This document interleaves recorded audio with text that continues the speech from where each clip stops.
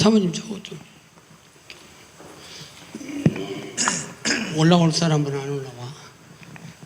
자, 오후에 찬양, 예배 전에 찬양 드리겠습니다. 주님 다시 오실 때까지.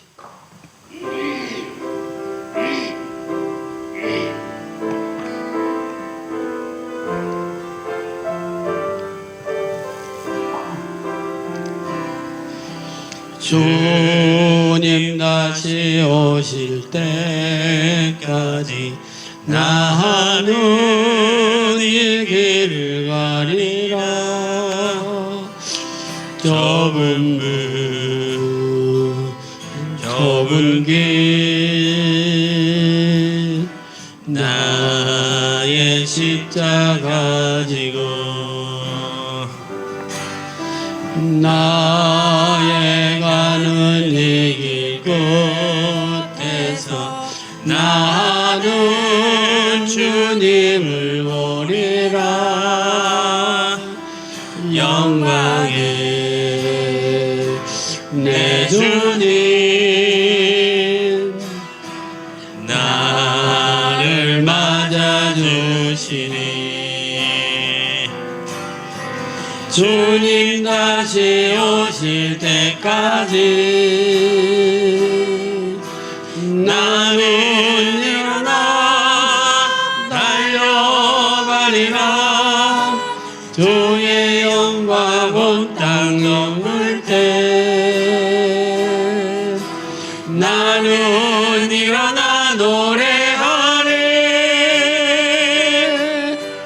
내 사모하는 주님 온 세상 오주시라. 내 사모하는 주님 영광의 왕이시라.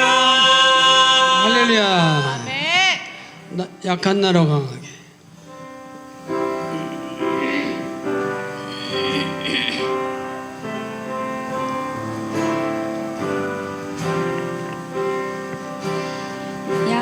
약한 나로 강하게 가난한 날 부하게 눈먼 날 볼 수 있게 주 내게 행하셨네.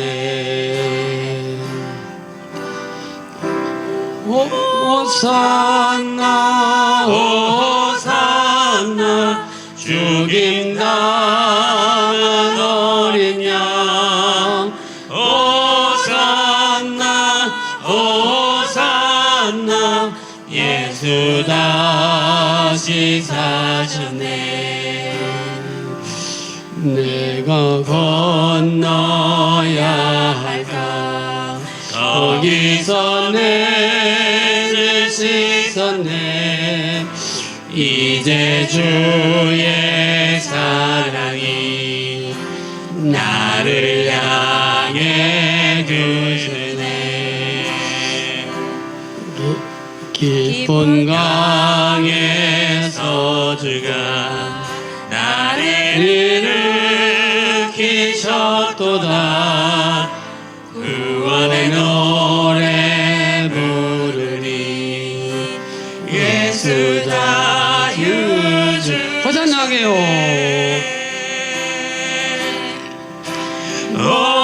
호산나 호산나 죽임당한 어린 양 호산나 호산나 예수 다시 한번 호산나 다시 사셨네.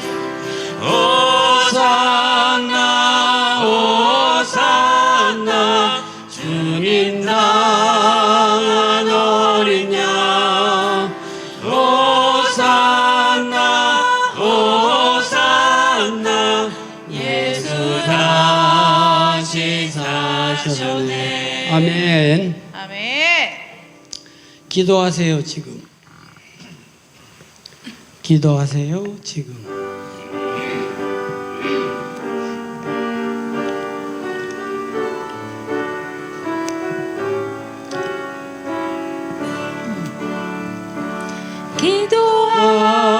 마세요 지금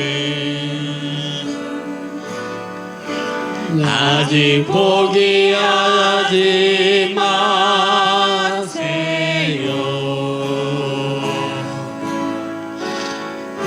주님 앞에 무릎 꿇고 겸손하게 기도해 보세요. 내 앞길 가로막는 장애물이 있다 해도 걱정하지 마세요. 돌아서지 마세요. 슬픔도 고통도 외로움도 기도로 이겨낼 수 있잖아요. 기도하세요. 기도하세요. 주님은 당신 편입니다. 할렐루야. 네. 주 예수 사랑 기쁨.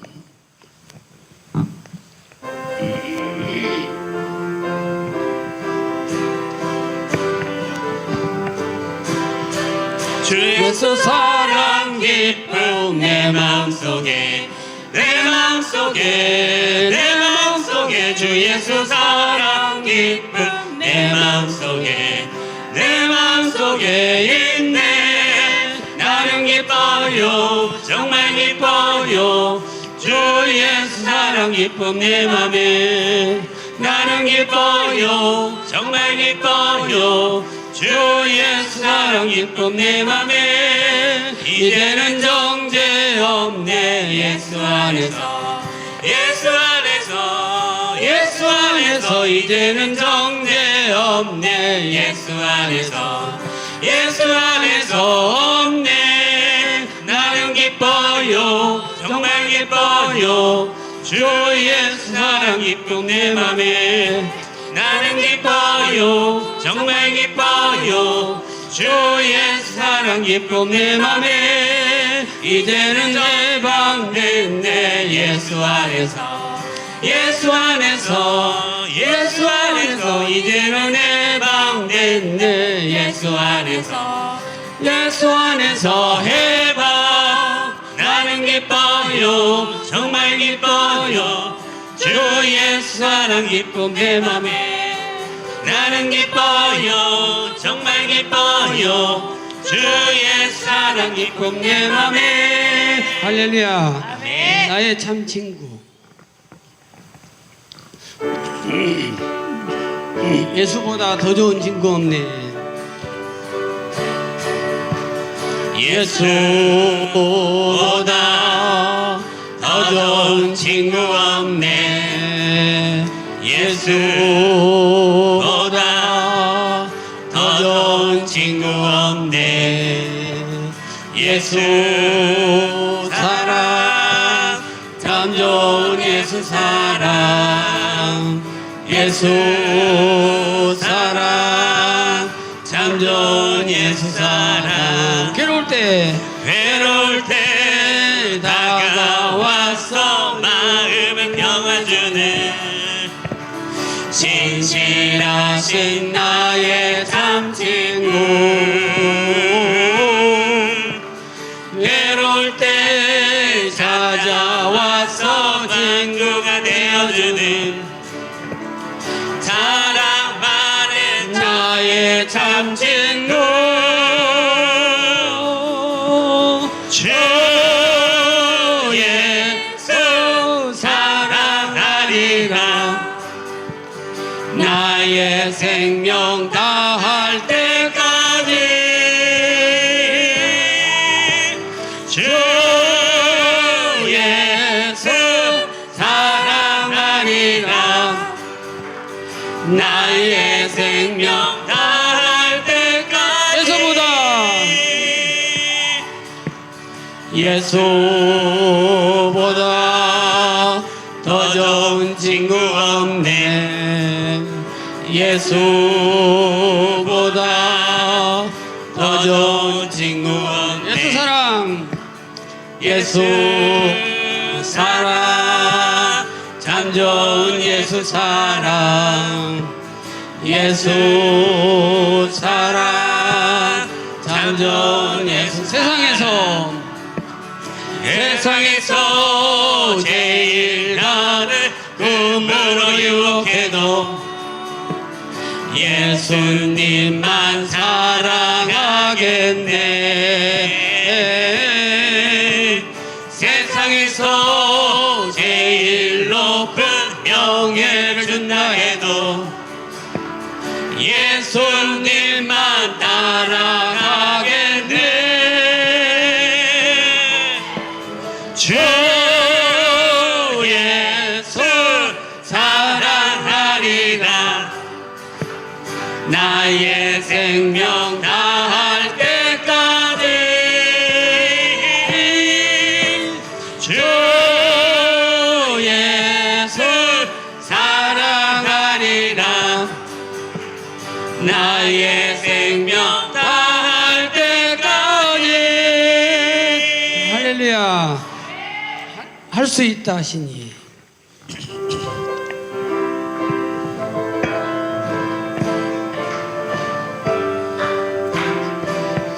할 수 있다 하시니 나의 능력 주 하나님 의심 말라 하시고 물결 위거를 하시네. 할 수 있다 하신 주, 할 수 있다 하신 주. 믿음만이 믿음만이 능력이라 하시네. 믿음만이 믿음만이 능력이라 하시네. 알 수 있다 하시니는 나의 능력 주 하나님 나를 바라보시고 능력 준다 하시네.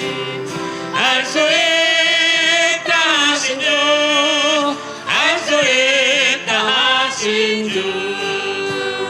사랑만이 사랑만이 능력이라 하시네. 사랑만이 사랑만이 능력이라 하시네. 할 수 있다 하시니는 나의 능력 주 하나님 조져 말라 하시고 십자가를 지자 하시네. 할 수 있다 하신 주, 할 수 있다 하신 주. 희생만이 희생만이 능력이라 하시네.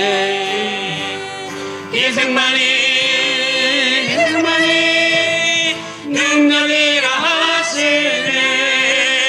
할 수 있다 하시니는 나의 능력 주 하나님 낙심 말라 하시며 지도하라 하시네. 아멘.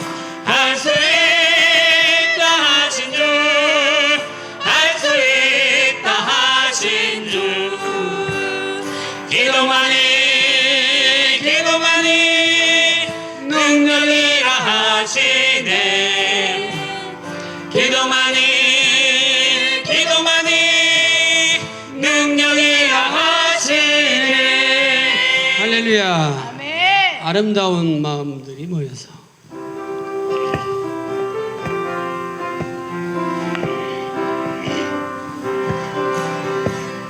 아름다운 마음들이 모여서 주의 은혜 나누면 예수님을 따라 사랑해야지. 우리 서로 사랑해. 하나님이 나를 가르쳐준 한 가지 내 이웃을 내 몸과 같이 사랑하며 미움 다툼 시기 질투 버리고 우리 서로 사랑해. 이 다음에 예수님을 만나면 우리 뭐라 말할까? 그때에는 부끄러움 없어야지. 우리 서로 사랑해.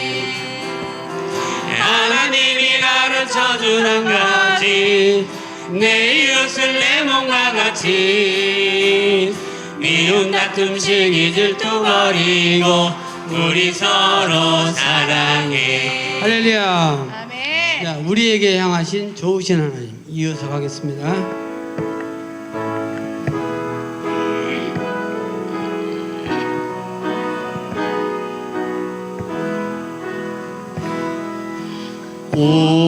우리에게 향하신 여호와의 인자하심이 크고 크도다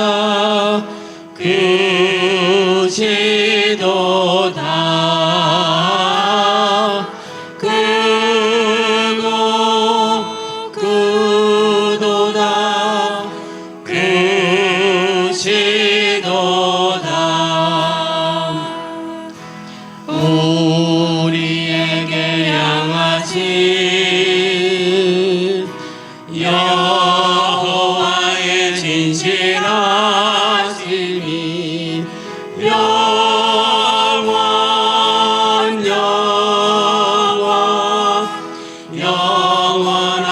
영원하시도다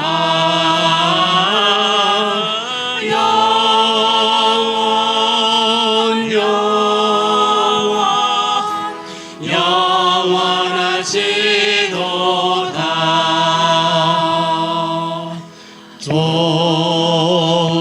좋으신 하나님 좋으신 하나님 참 좋으신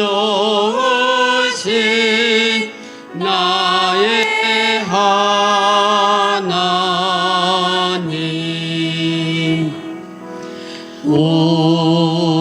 우리의 기도를 응답해 주시는 참 좋으신 나의 하나님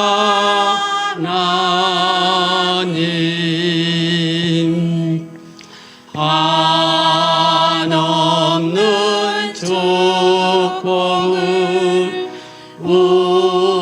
우리에게 주시는 참 좋으신 나의 하나님. 좋으신 하나님께 박수.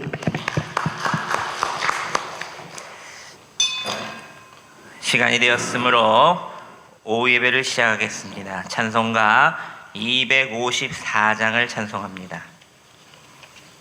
254장입니다.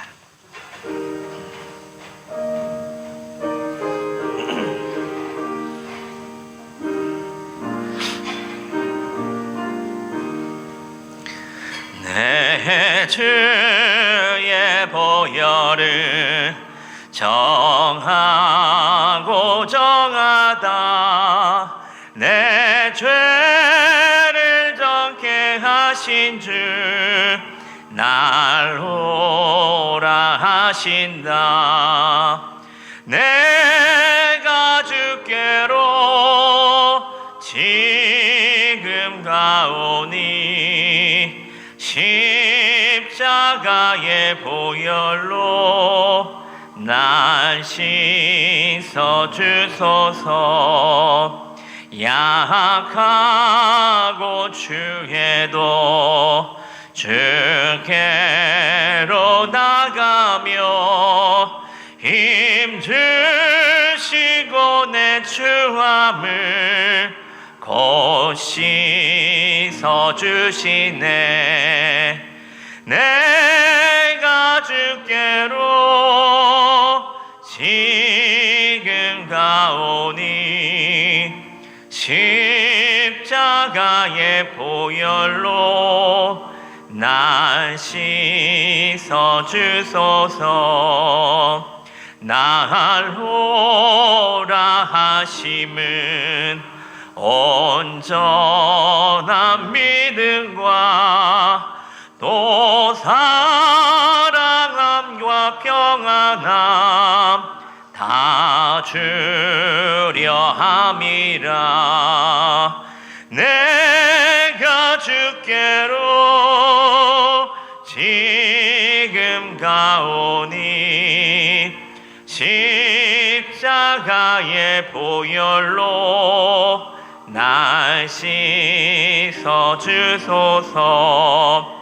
큰 죄인 복받아 살 길을 얻었네. 한없이 넓고 큰 은혜 베풀어 주소서. 내가 주께로 지금 가오니 십자가의 보혈로 날 씻어주소서. 그 피가 맘속에 큰 증거 됩니다. 내 기도 소리 들으사 다 허락하소서. 내가 주께로 지금 가오니 십자가의 보혈로 날 씻어주소서. 아멘. 이 시간 이미아 권사님 나오셔서 우리의 기도를 인도해 주시겠습니다.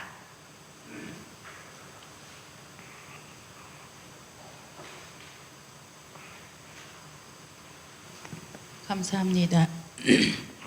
한 주간도 지켜주신 아버지 하나님 감사합니다. 아멘. 좋으신 하나님 감사합니다.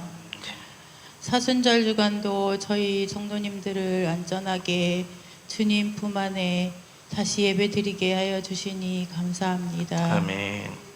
한 주간 주님께서 가르쳐 주신 저희에게 말씀, 아버지의 새벽 예배, 수요 예배, 오전 11시 예배까지 아버지께 모두 드리오니 주님 저희 그 기도 받아주시옵소서. 서로 사랑하고 한 사람 한 사람을 서로 사랑하게 하여 주시옵시고 길이요 진리요 생명인 능력을 살며 믿음으로 기도하는 삶을 살게 하여 주시옵시고 아멘. 성도들을 인도하는 말씀의 영, 평화의 영, 예수님의 영으로 살게 하여 주시옵소서. 아멘. 말씀의 능력이 포도주의 기적처럼 아버지요 포도나무에 딱 붙어서 저희 성도님들이 하나님 말씀을 가까이 하면서 살게 하여 주시옵소서. 아멘. 세상에 나아가 잃어버린 영혼, 예비된 영혼을 저희 명석고의 빈 자리를 꽉 채워 하나님의 영광을 돌릴 수 있게 이 빈자리를 채워 주시옵소서. 아멘. 주님 말씀을 전하시는 우리 담임 목사님 영육간에 강건케 하여 주시옵시고 세상에서 저희는 그 말씀을 듣고 빛과 소금이 될 수 있는 저희들이 되게 하여 주시옵시고 아멘. 아버지 하나님 낮은 자를 더 생각하게 하여 주시고 아픈 자를 더 생각하게 하여 주시옵시고 믿는 자가 더 그 사람들을 안아주고 사랑해 줄 수 있는 저희 모든 명석교회 성도님들이 되게 하여 주시옵소서. 아멘. 이 모든 말씀 주 예수 그리스도 이름으로 기도하였습니다. 아멘.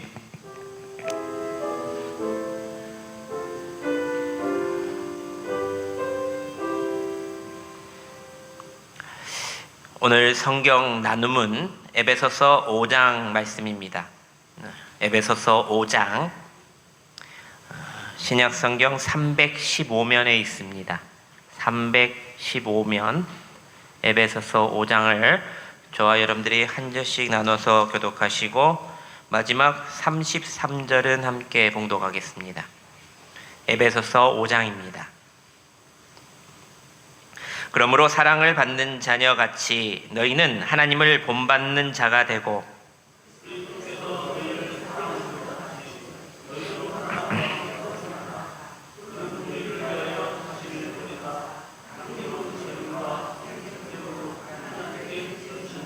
음행과 온갖 더러운 것과 탐욕은 너희 중에서 그 이름조차도 부르지 말라. 이는 성도에게 마땅한 바니라.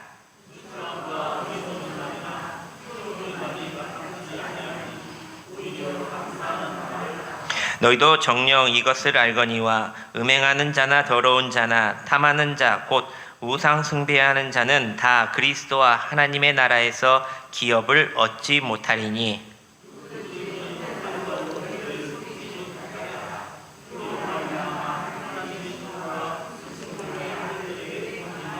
그러므로 그들과 함께 하는 자가 되지 말라.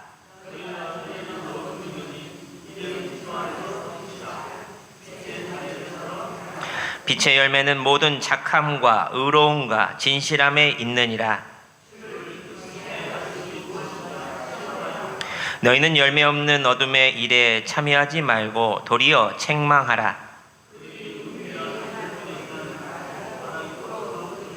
그러나 책망을 받는 모든 것은 빛으로 말미암아 드러나니 드러나는 것마다 빛이니라.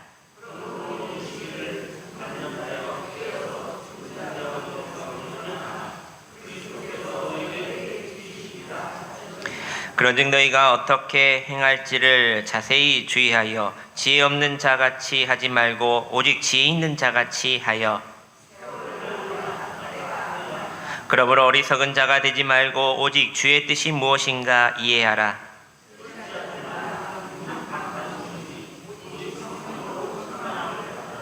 시와 찬송과 신령한 노래들로 서로 화답하며 너희의 마음으로 주께 노하며 찬송하며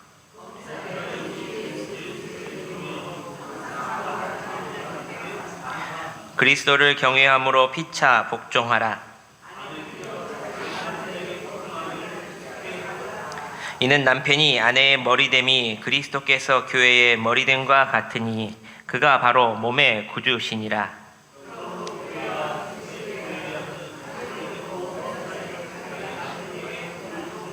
남편들아 아내 사랑하기를 그리스도께서 교회를 사랑하시고 그 교회를 위하여 자신을 주신 같이 하라.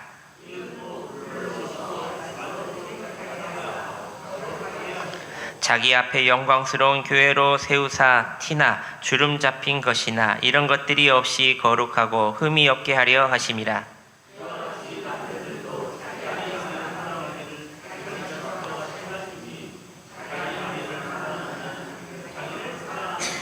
누구든지 언제나 자기 육체를 미워하지 않고 오직 양육하여 보호하기를 그리스도께서 교회에서 함과 같이 하나니 그러므로 사람이 부모를 떠나 그의 아내와 합하여 그 둘이 한 육체가 될지니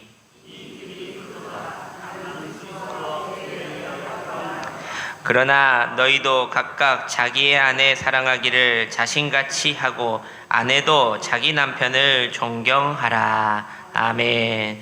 찬송가 413장을 찬송하겠습니다.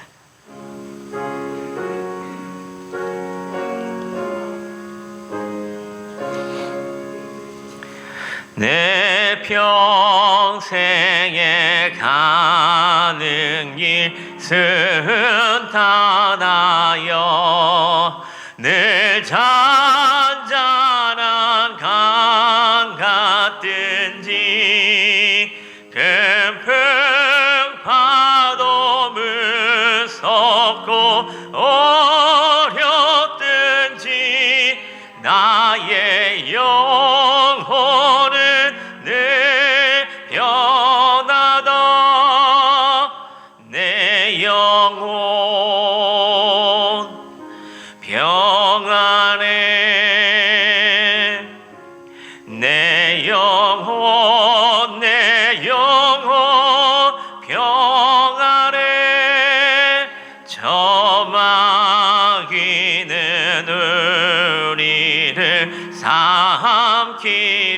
보고 입 벌리고 달려와도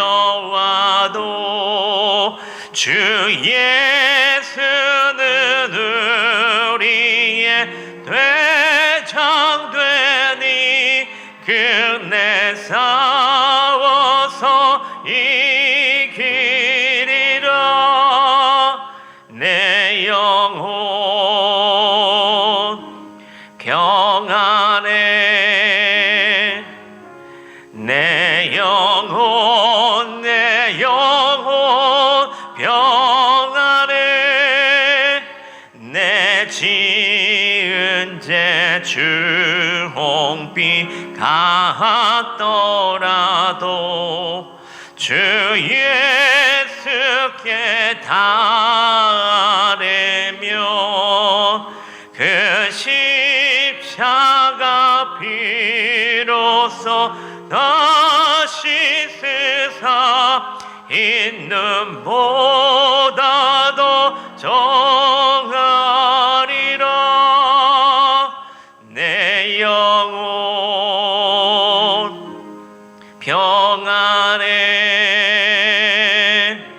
내 영혼 평안해. 저 공중에 구름이 일어나며 그 나팔이 울릴 때에 주 오셔서 세상을 심판해도 나의 영혼은 겁없으리. 내 영혼 평안해. 내 영혼 평안해. 아멘. 오늘 우리에게 주시는 하나님의 말씀은 잠언 26장 1절에서부터 12절까지 말씀입니다. 구약성경 939면에 있습니다. 잠언 26장 1절에서부터 12절까지 말씀을 우리 한 절 한 절 나눠서 봉독하시고 마지막 12절은 함께 합독하시겠습니다. 미련한 자에게는 영예가 적당하지 아니하니 마치 여름에 눈 오는 것과 추수 때에 비 오는 것 같으니라.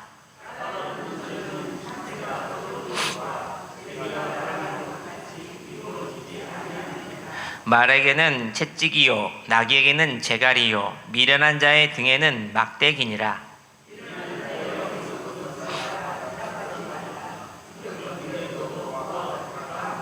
미련한 자에게는 그의 어리석음을 따라 대답하라. 두렵건대 그가 스스로 지혜롭게 여길까 하노라.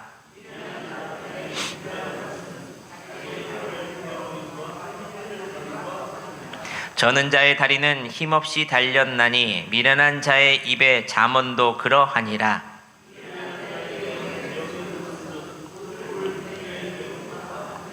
미련한 자의 입에 잠언은 술 취한 자가 손에 든 가시나무 같으니라.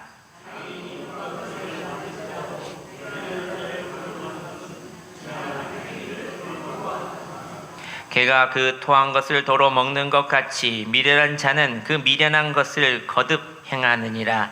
내가 스스로 지혜롭게 여기는 자를 보느냐 그보다 미련한 자들에게 오히려 희망이 있느니라. 아멘. 할렐루야. 우리 옆 사람 보시면서 이렇게 말합니다. 말씀을 가까이 함이 내게 복입니다. 시작. 말씀을 가까이 함이 내게 복입니다. 말씀을 가까이 하시길 바랍니다. 그것이 바로 복 받는 길입니다. 우리가 계속해서 우리 잠언을 보고 강해 설교를 지금 듣고 있는데 벌써 31번째입니다. 여러분들이 잠언을 통하여 많은 것을 얻었을 줄 믿습니다. 하지만 오늘 말씀이 가장 중요한 말씀 중에 하나입니다. 말씀을 듣고 행하는 자, 행치 않은 자, 이 잠언을 통하여 이렇게 말씀하는 것을 오늘 들으시고 오늘 내게 주신 말씀이다 여기시며 잘 말씀대로 살아가시기를 바랍니다. 우리는 살아가면서 이런 말을 종종 듣습니다. 왜 그렇게 선택을 했어? 누가 봐도 그건 아닌데. 그런데 놀랍게도 우리는 다른 사람의 어리석음은 그렇게 잘 보면서도 내 자신의 미련함은 보지 못한다는 것입니다. 한 마을에 매우 고집이 센 사람이 있었습니다. 어느 날 그 사람이 길을 가다가 깊은 웅덩이에 빠지고 말았습니다. 사람들이 와서 말했습니다. 거기 위험하니까 이주를 잡고 빨리 나오세요. 그런데 그는 오히려 화를 내며 말했습니다. 아니야, 당신이 더 위험한 사람인 것 같아. 나는 됐어. 내가 알아서 나가겠어. 사람들이 밧줄을 내려주고 끌어올리려고 했지만 그는 끝까지 거부했다는 것입니다. 결국 그는 스스로 그 웅덩이에 더 깊이 빠져들어 죽고 말았다는 겁니다. 이 이야기를 들으면 우리는 쉽게 말합니다. 저 사람 참 어리석은 사람이다. 그런데 성경은 이렇게 말합니다. 그 사람이 바로 우리일 수도 있다. 어느 날 한 선생님이 학생에게 이런 질문을 합니다. 지혜로운 사람과 미련한 사람의 차이가 무엇이냐?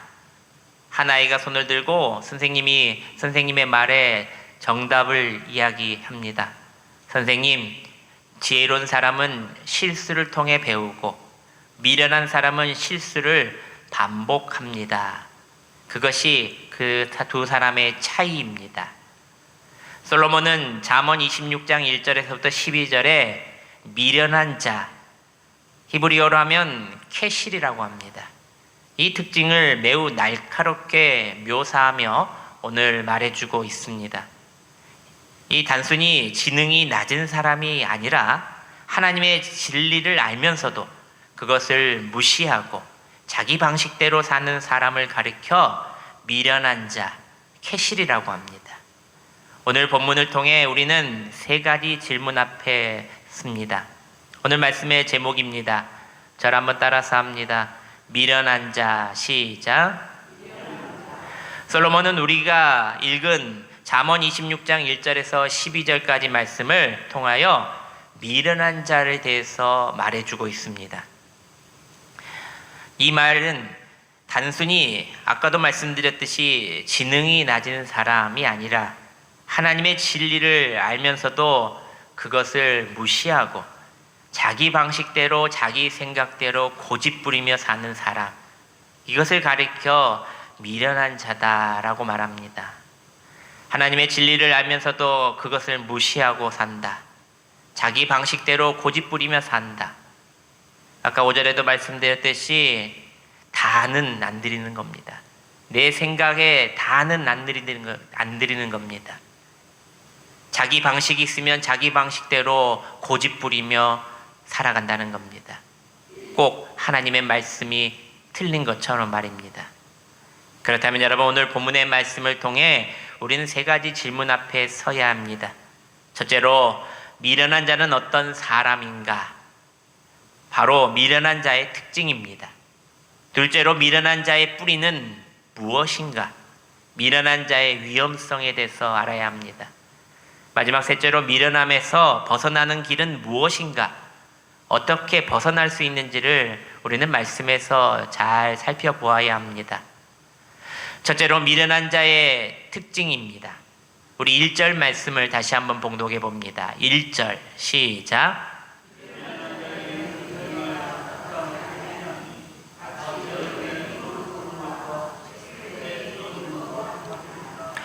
솔로몬은 여름의 눈과 추수 때의 비를 예로 들고 있습니다. 성경에 쓰인 중동 지방에, 특히 팔레스타인 기후에서는 여름에 눈이 온다는 것은 상상할 수 없는 일입니다. 또 추수 때에 비가 온다는 것은 정말 안 좋은 일입니다. 자연의 질서가 깨트리는 일이기 때문입니다. 여름에 내리는 눈은 농작물을 망치고 추수 때의 비는 곡식을 썩게 만들기 때문입니다. 마찬가지로 미련한 자가 존귀한 자리에 앉는 것은 질서가 무너진 상태라는 것입니다. 우리나라 모든 사람들도 최근 몇 년 사이에 이런 미련한 자의 미련한 자들이 존귀한 자리에 앉았다가 모든 질서가 깨트려 버렸던 적이 있습니다. 이 나라 민주주의가 없을 뻔했습니다. 그때를 다시 생각하면 다들 이렇게 말합니다. 하나님께서 도우셨다. 하나님이 이 나라를 도우셨다. 우리는 그 고백 속에서 한 가지를 더 생각해 보아야 합니다. 질서에 하나님께서는 여전히 이 땅의 질서를 붙잡고 계시고 무너질 것 같은 순간에도 우리를 지켜주신다는 사실입니다. 미련한 자는 무엇이 옳고 그른지 판단하지 못한다는 겁니다. 자신이 마냥 맞느냐, 진실이냐, 정답이냐라고 생각하는 어리석은 사람이라는 겁니다. 그는 상황을 읽지도 못하고 하나님의 뜻을 고려하지 않고 판단하며 실행에 옮겨버립니다. 마치 술에 만취한 사람이 술의 힘을 빌려 용기가 나서 잘못된 일을 치르는 꼴입니다. 3절 말씀입니다. 말에게는 채찍이요 나귀에게는 재갈이요 미련한 자의 등에는 막대기니라. 3절에서 채찍과 재갈이 등장합니다. 이 미련한 자는 스스로 절제하지 못하기 때문에 외부의 통제가 필요하다는 뜻입니다. 계속해서 말씀을 보시면 4절과 5절 말씀에 모순처럼 보이는 말씀도 나옵니다. 우리 4절 5절 말씀을 함께 봉독해 봅니다. 시작. 미련한 자의 어리석은 것을 따라 대답하지 말라. 두렵건대 너도 그와 같을까 하노라. 미련한 자에게는 그의 어리석음을 따라 대답하라. 두렵건대 그가 스스로 지혜롭게 여길까 하노라. 이 말씀은 상황에 따라 지혜롭게, 미련한 자에게는 이렇게 반응하라는 말입니다. 미련한 자는 대화 자체가 어려운 존재라는 겁니다. 어떤 사람이 길을 가다가 고집센 친구와 논쟁을 하게 되었습니다. 아무리 설명을 해도 그 친구는 자기 말만 옳다고 빡빡 우기고 있습니다. 사람들은 뒤에서 소근거립니다. 틀렸는데 저러고 있을까? 결국 그 친구는 고집센 친구를 향해서 이렇게 말하고 뒤돌아섰습니다. 너를 설득하려고 애쓴 내가 더 어리석은 사람이었다. 미련한 자의 특징은 틀렸음을 인정하지 않는 어리석음, 완고함이 있다는 것입니다. 그러므로 지혜를 아는 자는 미련한 자의 자리에 서지 않도록 스스로 내 자신을 돌아보아야 한다는 것입니다. 한 사람이 말하는 것들은 귀담아 듣고 두세 사람이 말하는 것은 나를 더욱 뒤돌아보라는 것입니다. 우리가 잘 아는 지혜에서의 말씀인 시편 1편 전체의 말씀입니다. 우리 암송할 수 있는 분들은 아시죠? 우리 수요일마다 암송을 하는데 우리 장로님이 잘 하십니다. 우리 함께 우리 암송할 수 있는 분들은 암송하시고 또 우리가 읽어보실 분들 함께 읽어보겠습니다. 시작. 복 있는 사람은 악인들의 꾀를 따르지 아니하며 죄인들의 길에 서지 아니하며 오만한 자들의 자리에 앉지 아니하고 오직 여호와의 율법을 즐거워하여 그의 율법을 주야로 묵상하는 도다. 그는 시냇가에 심은 나무가 철을 따라 열매를 맺으며 그 잎사귀가 마르지 함과 같으니 그가 하는 모든 일이 다 형통하리로다. 악인들은 그렇지 아니하며 오직 바람에 나는 겨와 같도다. 그러므로 악인들은 심판을 견디지 못하며 죄인들의 의인의 모임에 들지 못하리로다. 무릇 의인들의 길은 여호와께서 인정하시나 악인들의 길은 망하리로다. 아멘. 이 미련함은 단순히 지식이 없는 상태가 아니라 옳고 그름을 분별하지 못하는 무지함 때문입니다. 고집. 이 고집을 세우고 무엇보다도 하나님의 뜻을 묻지 않는 태도라는 겁니다. 그래서 우리는 늘 내 생각이 아니라 하나님의 뜻이 무엇인가를 묻는 지혜로운 자가 되어야 한다는 겁니다. 어떨 때는 침묵하는 것이 지혜가 됩니다. 어떨 때는 분명하게 말해주는 것이 지혜가 됩니다. 중요한 것은 하나님께 묻고 행동하라는 것입니다. 제가 20년을 목회하면서 수많은 종류의 사람들을 만났습니다. 그때마다 그 상황을 지혜롭게 잘 대처할 수 있었던 이유는 늘 하나님께 묻고 행동할 때에 모든 것을 하나님께서 이끄셨다는 겁니다.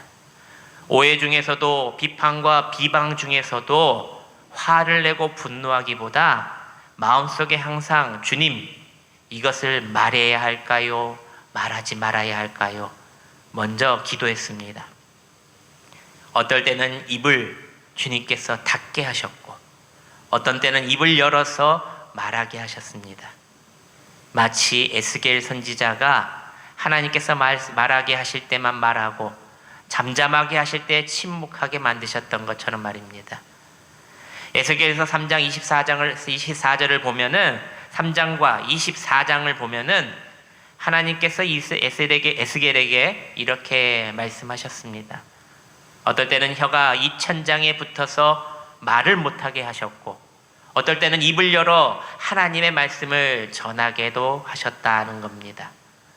즉 인간적인 감정이나 상황의 반응이 아니라 하나님의 타이밍과 뜻에 따라 말하고 침묵하도록 만드셨다는 겁니다. 지혜롭게 대처한다는 것은 곧 하나님께 먼저 묻고 난 다음에 행동하는 것입니다. 여러분, 말할 때, 행동할 때 먼저 하나님께 기도하시는 여러분들이 되시기를 바랍니다. 둘째로 미련한 자의 위험성이 나옵니다. 우리 6절 말씀입니다. 우리 스크린을 보시면서 함께 봉독합니다. 시작. 미련한 자 편에 기별하는 것은 자기의 발을 베어 버림과 해를 받음과 같으니라. 본문은 점점 더 강한 표현으로 미련함의 위험성을 경고합니다. 이 미련한 자를 신뢰하면 결국 피해를 입게 된다는 것입니다. 자신뿐 아니라 타인에게까지 해를 끼치게 된다는 것입니다. 미련한 자는 책임도 없고 상황 판단도 부족하기에 그리한다는 것입니다. 7절 말씀을 보시면 저는 자의 다리는 힘없이 달렸나니 미련한 자의 입은 잠언도 그러하니라. 미련한 자는 지혜를 왜곡한다는 것입니다. 말씀을 왜곡한다. 미련한 자의 입에 있는 잠언은 마치 술 취한 자의 손에 있는 가시와 같다는 것입니다. 말씀을 가지고 있지만은 이를 제대로 사용하지 못한다는 겁니다. 오늘날에도 성경을 인용하면서도 자기의 소유물처럼 자기를 합리화하는 것처럼 성경 말씀을 자신에게 비유해서 살아가는 어리석은 사람들이 너무나도 많습니다. 마치 자기의 소유물처럼 잘했다 스스로 합리화하며 내가 말씀을 따라가는 것이 아니라 말씀을 자신에게 껴맞추는 겁니다. 이것을 말해서 영적인 미련함이라고 말합니다. 8절 말씀입니다. 우리 8절 말씀을 함께 봉독합니다. 시작. 미련한 자에게 영예를 주는 것은 돌을 물매에 매는 것과 같으니라. 아멘. 이 말은 더욱 생생하게 말해줍니다. 돌을 물맷돌에 매는 것이라는 것은 물맷돌은 돌을 던지기 위한 도구입니다. 그런데 돌이 던져져야 하는데 못 던지도록 거기에다가 단단하게 줄을 저렇게 매어 버리는 겁니다. 그러면 돌이 날아가겠습니까? 미련한 자에게는 높은 자리를 주는 것은 그 자리와 그 사람 모두들을 이렇게 망가뜨리는 일이 된다는 것입니다. 미국 경영학자 피터 드러커는 사람을 잘못된 자리에 배치하는 것은 그 사람을 해치고 조직을 해치는 이중의 죄악이다라고 말했습니다. 저는 축구를 참 좋아합니다. 하는 것도 좋아하고 보는 것도 좋아합니다. 선수 중에서 제일 좋아하는 선수를 뽑으라면 여김없이 우리 대한민국의 자랑인 손흥민 선수를 뽑습니다. 손흥민 선수는 실력이 출중합니다. 나이에 비해서도 아직도 펄펄 뛰며 정말 그 실력을 세계에서 이름을 떨치고 있습니다. 그래서 많은 사랑을 받고 많은 사람들에게 인정을 받고 있습니다. 그런데 사람들은 손흥민 선수에게 딱 한 가지 복이 없다라고 말하는 부분이 있습니다. 그것이 무엇이냐면 바로 감독입니다. 감독 복이 없다라고 사람들은 말합니다. 좋은 감독을 만나야 자기가 제일 잘하는 곳에 포지션을 가져서 펄펄 날고 골을 넣고 승리로 이끄지만 늘 좋은 감독을 못 만나서 그게 못 만나서 많이 힘들어 한다는 겁니다. 스포츠 평가자들은 이런 말을 합니다. 손흥민 선수가 있어야 할 자리에 왜 저기에 있는가? 감독 실수다. 이번에도 어김없이 공격수가 중간 수비수까지 내려와 수비를 도와주니 골이 잘 안 들어가 답답한 경기를 관중들에게 보여주고 말았던 것입니다. 이처럼 하나님께서는 이런 분들과 이런 사람들과 다릅니다. 그에 맞는 자리에 잘 두신다는 겁니다. 하지만 사람들의 생각으로 고집으로 말씀의 질서를 무시할 때 공동체 전체가 고통을 받는 일이 일어나게 된다는 것입니다.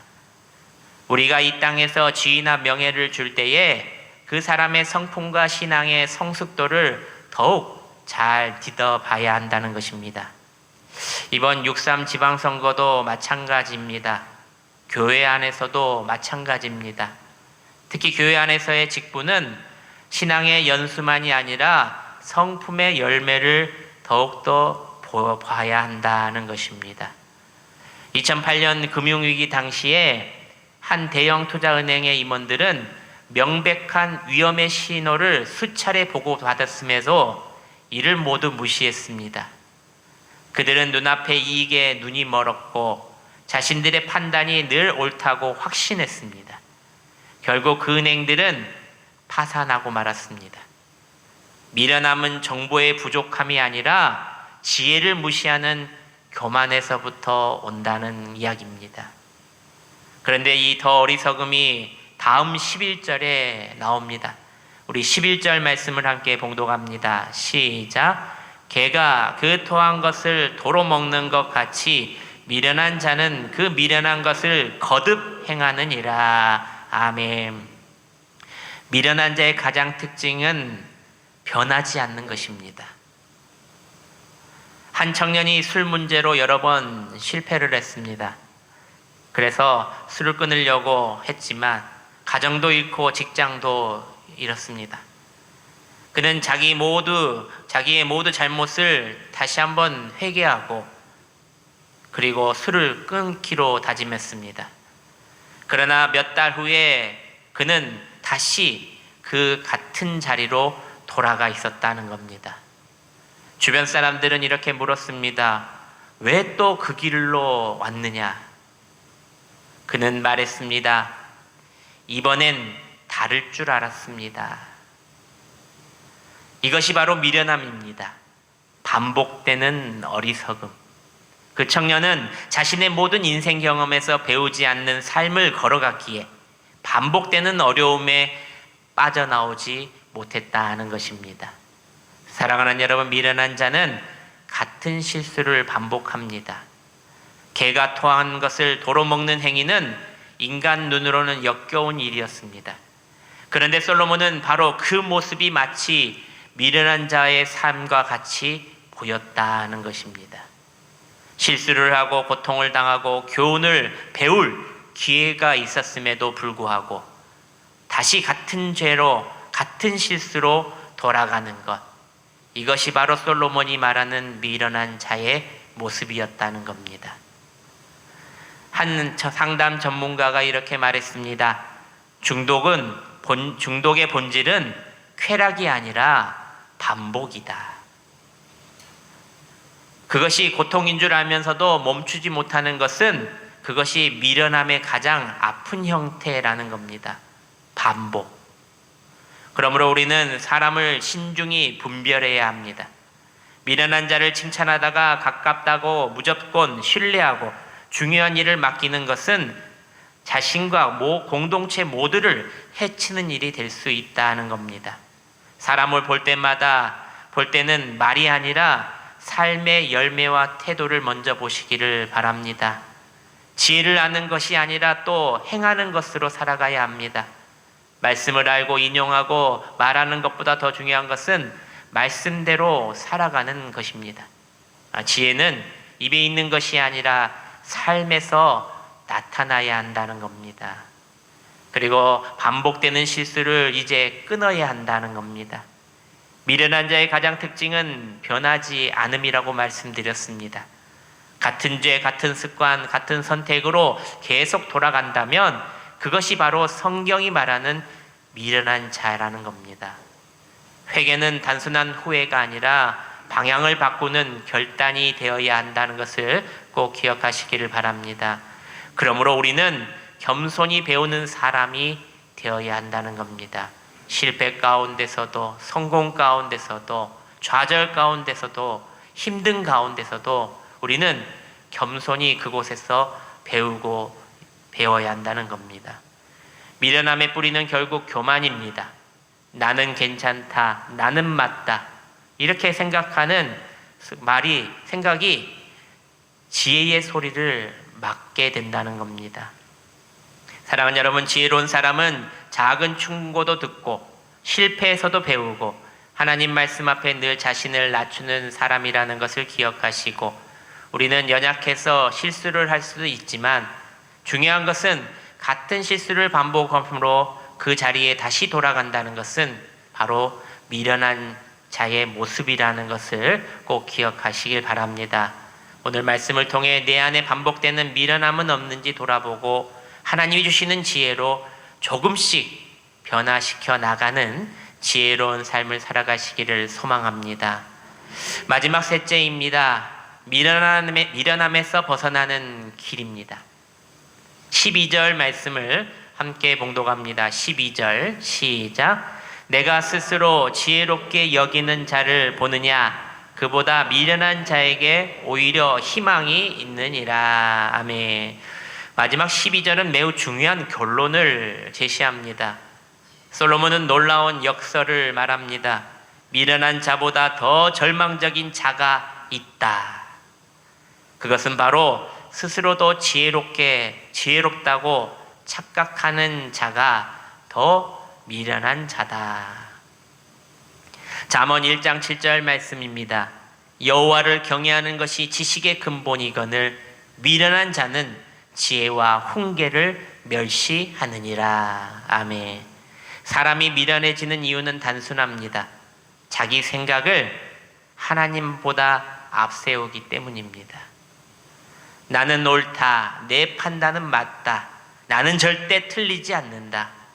이 태도가 바로 미련함의 시작이라는 겁니다. 여러분, 교만이 미련함의 뿌리가 된다는 것을 기억하시기를 바랍니다.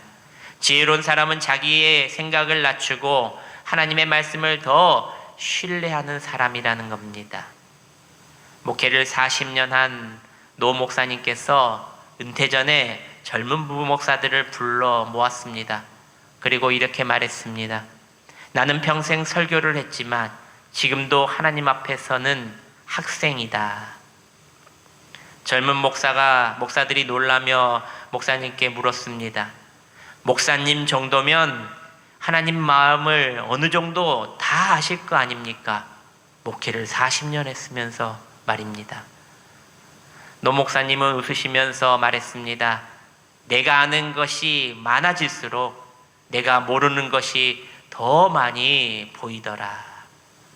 이것이 지혜를 얻은 겸손한 자의 모습입니다. 항상 통해서, 남을 통해서 배운다. 삶을 통해서 배운다. 겸손한 사람은 믿음이 성장한다는 겁니다. 내가 틀릴 수 있다는 가능성을 닫아버리는 순간 우리는 영적으로 가장 위험한 상태에 있다는 겁니다. 내가 옳다고 고집하는 그것이 가장 깊은 미련함입니다.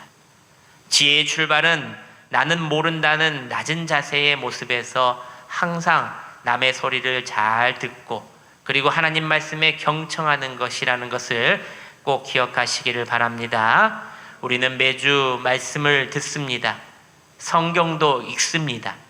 그러나 그것이 삶의 변화로 이어지지 않는다면 우리는 11절 말씀처럼 극단적으로 표현한 개처럼 같은 자리를 맴도는 미련함과 어리석은 사람이 되고 만다는 것입니다. 신학교 졸업식에서 총장님이 축사 중에 이런 말씀을 하셨습니다.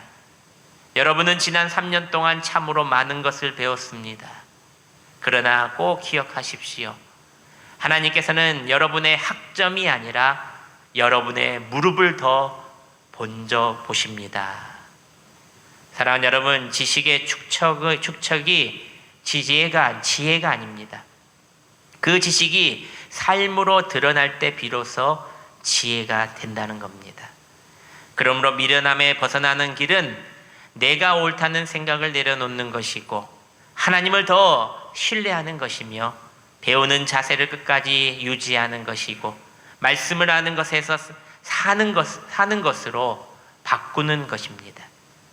미련함에서 탈출하여 참된 지혜를 얻고 하나님께 귀하게 쓰임받는 여러분 되시기를 바랍니다.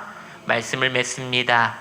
오늘 잠언 26장은 미련한 자에게 대한 냉혹한 진단서이지만 동시에 우리 모두를 향한 말씀이기도 합니다. 솔로몬이 이 말씀을 기록한 것은 우리를 정죄하기 위함이 아닙니다. 오늘 말씀을 듣고 우리가 이 문제를 가지고 있다면 스스로 돌아보며 하나님의 지혜로 다시 바꾸라는 것입니다. 하나님께서는 완벽한 사람을 찾으시지 않으십니다. 그러나 겸손한 사람, 배우는 사람, 돌이키는 사람을 찾으시고 사용하신다는 겁니다. 미련한 자는 넘어지는 사람이 아니라 넘어지고도 배우는 사람입니다. 지혜가 부족한 자는 구하시길 바랍니다. 야고보서 1장 5절 말씀입니다. 너희 중에 누구든지 지혜가 부족하거든 모든 사람에게 후히 주시고 꾸짖지 아니하시는 하나님께 구하라. 그리하면 주시리라. 할렐루야. 그리하면 주시리라. 하나님께 구하면 주신다고 합니다. 오늘 이 말씀을 통하여 우리 모두가 참된 지혜의 길로 나아가시기를 주님의 이름으로 축원합니다. 기도하겠습니다. 사랑과 은혜가 풍성하신 하나님 아버지, 오늘 우리에게 귀한 지혜의 말씀을 주시니 감사합니다. 우리는 다른 사람의 어리석음을 쉽게 보면서도 정작 내 안의 미련함은 보지 못했던 것을 고백합니다. 알면서도 순종하지 않았던 순간들도 많았고 반복했던 실수와 죄들로 인하여 우리를 스스로 합리화했음을 용서하여 주시옵소서. 주님, 나는 옳다는 교만한 마음을 이제 버리길 원하오니 겸손히 배우는 마음을 허락하여 주시옵소서. 말씀을 아는 것에 머무는 것이 아니하고 삶으로 살아내는 참된 지혜를 주시며 매 순간 주님의 뜻을 묻고 순종하는 인생 되게 하여 주시옵소서. 반복되는 미련함의 자리에서 속히 돌이키게 하시고 하나님이 기뻐하시는 바른 길로 지혜롭게 나아가게 하여 주시옵소서. 지혜를 구하는 자에게 후히 주시는 하나님을 더욱더 신뢰하며 오늘도 주님 앞에 나아가오니 우리의 미련과 무지와 교만에서부터 벗어나게 하여 주시옵소서. 우리의 참 교사 되시는 예수님의 이름으로 기도드리옵나이다. 아멘. 할렐루야. 우리 역사를 보면서 이렇게 말합니다. 미련함에서 벗어나 하나님의 지혜로 살아갑시다. 시작. 미련함에서 벗어나 하나님의 지혜로 살아갑시다. 아멘. 우리 성도님들은 겸손하셔서 이런 분들이 없지만 혹여나 마음속에 내 마음에 조그만한 이런 게 있다면 오늘 말씀을 듣고 돌이키시고 다시 하나님께 구하시길 바랍니다. 교회 소식 보겠습니다. 다음 주일은 온세대 연합 예배로 교회학교와 함께 예배를 드립니다. 우리도 아까도 교회학교 아이들 보셨죠? 또 칭찬해 주시고 하이파이브도 해주시고 꼭 껴안아 주시기도 하시고, 아이들은 그런 칭찬, 그런 말 한마디 인사도 정말 힘이 된다고 합니다. 그때 누가 나에게 1,000원을 주셨는데 기억이 안 나 막 그러시더라고요. 어떤 애는 어떤 내가 5,000원 줬는데 누구지? 그분 있잖아 막 그러더라고요. 그런데 너무 좋아하더라고요, 아이들이요.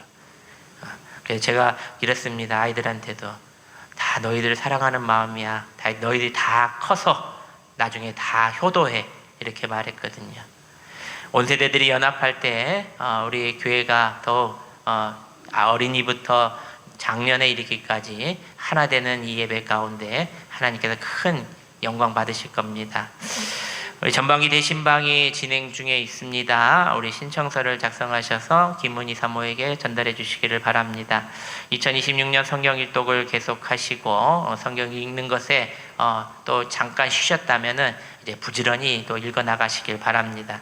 전주적인 교회와 목회자들을 위해서 한 주간도 기도해 주시고, 우리 아까도 말씀드렸듯이 오르바를 찾아서 밖에 로비에 보면은 종이가 있습니다. 종이를 가져가셨다가 작성하셔서 오시면 됩니다. 뭐 세부적으로 적지 않으셔도 됩니다.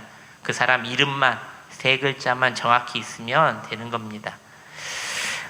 그리고 여러분 또 나머지 아프신 분들이나 힘든 분들이 있으시거나 있으시면 언제든지 저에게 전화해 주시길 바랍니다. 제가 보면은 좋은 일도 저에게 전해 주신 것도 있지만 또 힘든 일도 전해 주시는데, 정말 우리 성도님들 말 못할 상황이 다 있더라고요. 그래서 제가 새벽에 기도할 때 기도하실 수 있는 범위에서 기도해 드리는 분이 계시고, 또 말 못하고 저하고 사모만 둘이서 기도하고 있는 기도 제목도 있고요. 여러분들 그런 기도 제목들이 다 우리가 비밀로도 지켜주고 함께 기도하고 있기 때문에 여러분들이 말하지 않고 혼자 있으면 안 됩니다. 그래서 또 누가 힘들어한다 그러면은 목사가 사모가 늦게 알면은 또 그래요. 여러분들이 옆에서 이렇게 살짝은이 저한테 말씀해 주시면 저희들이 잘 알아보고 그분들을 잘 섬기고 도와드리겠습니다. 하여튼 주위에 힘들고 어렵고 연약한 분이 없도록 외로운 분이 없도록 여러분들이 잘 협조해 주시기를 부탁드립니다. 나머지 강구는 주보를 참조하시고 이제 자리에 일어나셔서 우리 결단 찬송하고 축도로 예배를 마치겠습니다.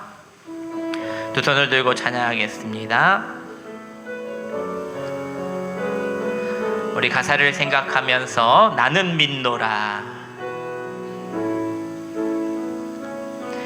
기쁜 슬픈 가운데 홀로 방황할 때에 주님은 나를 위로하셨네. 힘든 세상 일 속에 지쳐 쓰러질 때도 주님은 나를 인도하셨네. 나는 믿노라. 하나님이 함께 하심을 나는 믿노라. 하나님이 함께 하심을 나는 믿노라. 하나님이 나와 함께 하심을 나는 믿노라. 거친 풍랑 일어도 잔잔하게 하시니 주님은 나의 피난처시요. 푸른 초장 물가로 항상 인도하시니 주님은 나의 안식처로다. 나는 믿노라. 하나님 함께 하심을 나는 믿노라. 하나님이 함께 하심을 나는 믿노라.